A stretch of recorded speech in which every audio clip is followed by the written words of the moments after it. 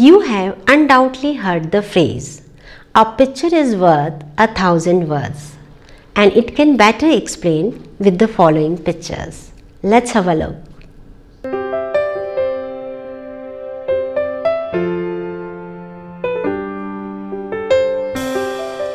What do all these pictures say about?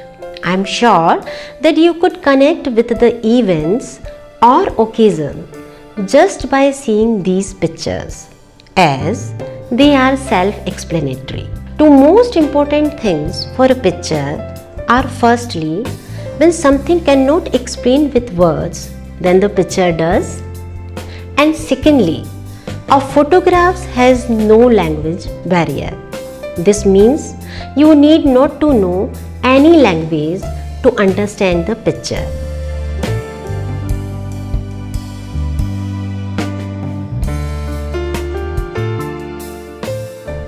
Hello everyone, I am here today to talk about photojournalism.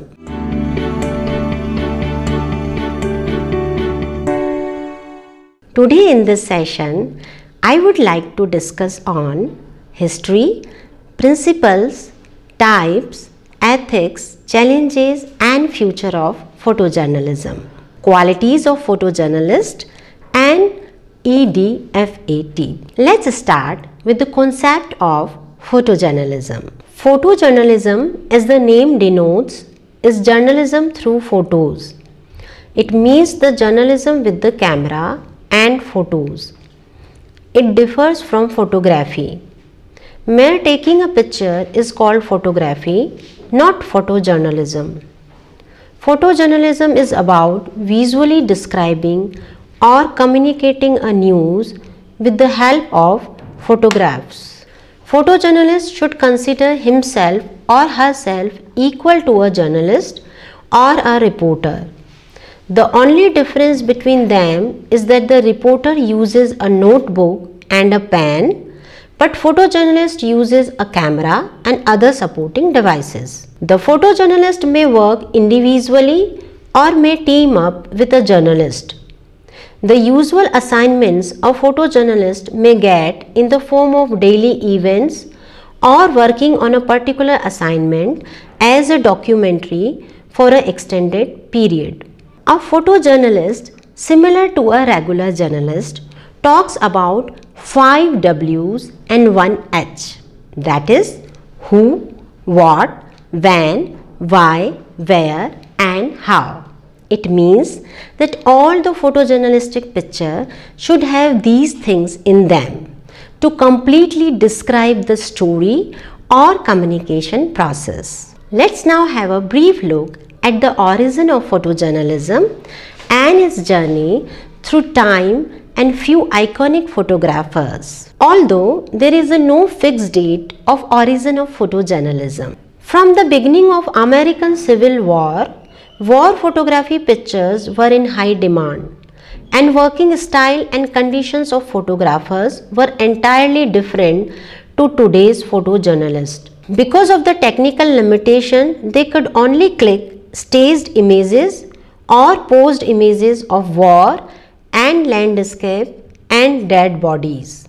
With the invention of the roll film, photojournalism became more comfortable and it has given the opportunities to click many pictures in quick succession and capture the entire event. By 1920, photography became a new career option. Rich people wanted to capture their lifestyle for publishing it in newspapers. Photojournalism flourished in the Western world between the 1920s and 1950s, as the first decade was with the lifestyle images, later to war photography. During the Great Depression in the United States, the government has formed Farm Security Administration to observe the rural poverty with the help of documentary photography, and it helped the USA to come out of the depression, or it contributed. Now let's have an idea of evolution of photojournalism in India. Raja Deen Dayal, who lived between 1844 and 1905, was Hyderabad Nizam's court photographer. He was the first photographer to royal families and also captured streets and lifestyle of ordinary people. Narayan Vinayak Virkar has photographed Jallianwala Bagh massacre after it had happened. He photographed bullet marks on walls survivors. Sunil Jana has photographed Bengal famine, industrial and rural worker lifestyles, politicians like Mahatma Gandhi, Nehru and Jinnah. His pictures were remarkable, historical and emotional. Mr. Jana has considered as one of the top-line photojournalists during pre- and post-independence period of India.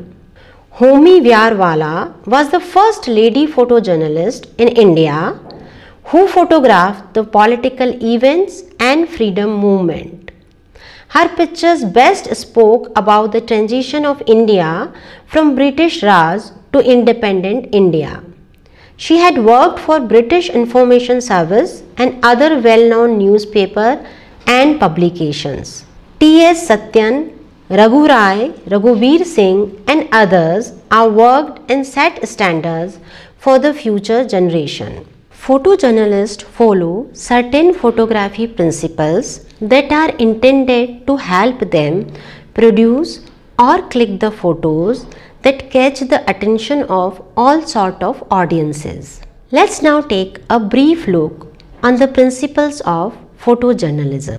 Photojournalism is assumed as print media, but with electronics and the internet, it has almost become an instant medium. Photojournalism captures the real moments accurately and sequentially. Therefore, it is normally not a biased reporting.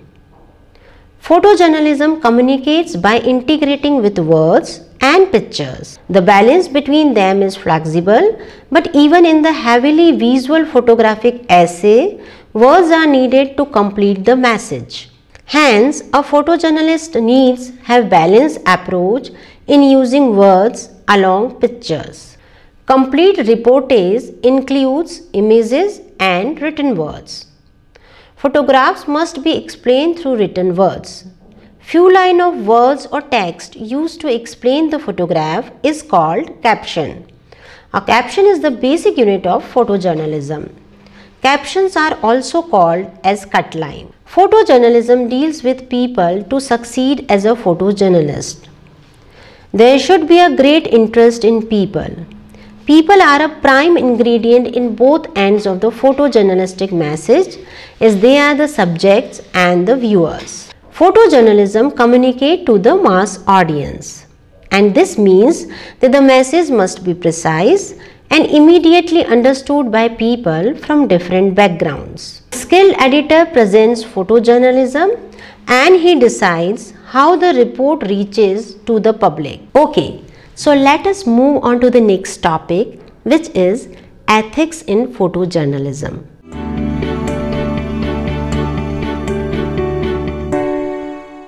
Photojournalists supposed to follow some ethics while taking and publishing images, intentionally avoiding or including a thing in the picture to give misinterpretation of the picture. A picture should never be derogatory in nature to a person. Manipulation of the photo opportunities for a biased views should be avoided. Staged or posed pictures intentionally for photographs should be avoided. Digital corrections like Photoshop need be minimal and should not alter the image totally. Changing the colors altogether or stamping out images should be avoided. Paying sources or subjects to be in the picture or getting the opportunity to be photographed is not considered ethical. Taking any favors or money in exchange to clicking photograph should be totally avoided.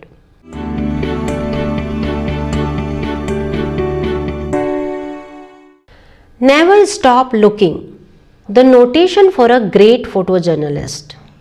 An experienced photojournalist never stops looking for pictures, taking opportunities around him. Same quality is required for a learner also. Photojournalism learner should have an open mind to go with open eyes and willingness to adopt everything he or she sees as a picture worth possibility. A photojournalist should strictly consider following approaches. Firstly, to capture the moments rightly and impactful, a photojournalist must learn to organize his or her clicks in these three categories: establishing shot, medium shot, and close-up. Establishing shot. This is the very first photograph to click. It tells that where the event is happening. This type of shot can be extreme long shot or a long shot where the location is identified with surroundings. The second one is medium shot. In medium shot, more emphasis is given on the subject, which is important. A medium shot is usually taken from a normal lens and is equals to human eye vision. Third one is close-up. Close-up shots are for extra details, can be revealed subject effectively. It is usually taken for a portrait as a main subject. In this shot, emotions and expressions can be shown effectively. This basic visual approach has provided a shooting structure from the earliest days of photography and is logical for visual language. The second thing is the ease with the gear. How confidently you can use your camera, and that much better image chances will be. Third, physical and mental fitness is very much essential. As the events are documentaries, takes longer time, and staying energetic and enthusiastic all the time is very much needed. Long hours of walking and standing are general practice in photojournalism.